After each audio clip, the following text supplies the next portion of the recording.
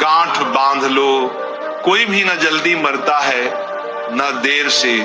मृत्यु तभी होती है जब आत्मा के कर्म पूरे हो जाते हैं। शास्त्र कहते हैं कर्माणि गतति मनुष्य लोके न चान्यथा, अर्थात इस संसार में हर घटना केवल कर्मों के आधार पर होती है। कभी आत्मा पिछले जन्मों में ऐसे कर्म करके आती है जिनका फल इस जन्म में जल्दी मृत्यु के रूप में भोगना होता है।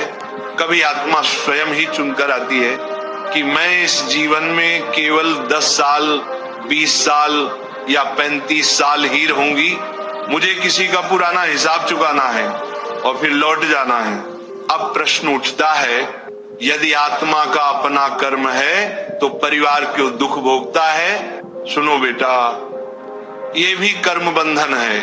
कभी माँ ने पिछले जन्म में उसी आत्मा को दुख दिया होता है, तो इस जन्म में वह बेटा बनकर आता है और जल्दी चला जाता है।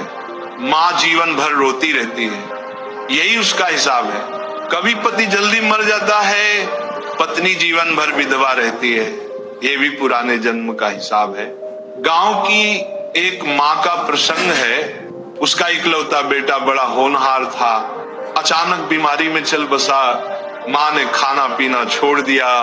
तब गांव में एक संत आए और बोले, माता, ये तुम्हारा बेटा नहीं था, ये तुम्हारे कर्मों का कारण था, ये केवल थोड़े दिन के लिए आया था। अब आंसू मत बहाओ, हरि नाम लो।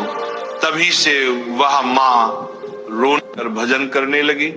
प्रेमी आत्माओं, अब एक गहरा प्रश्न, क्या भक्ति करने वालों को भी अकाल मृत्यु आती है? हाँ, आती है, लेकिन भक्त की मृत्यु और साधारण मृत्यु में बहुत अंतर है।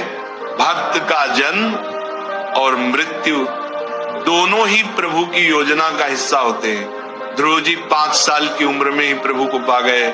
प्रहलाद जी ने बाल अवस्था में ही हरिनाम का महत्व जान लिया। मीराबाई ने छोटी उम्र में ही कृष्ण को अपना सब कुछ मान लिया।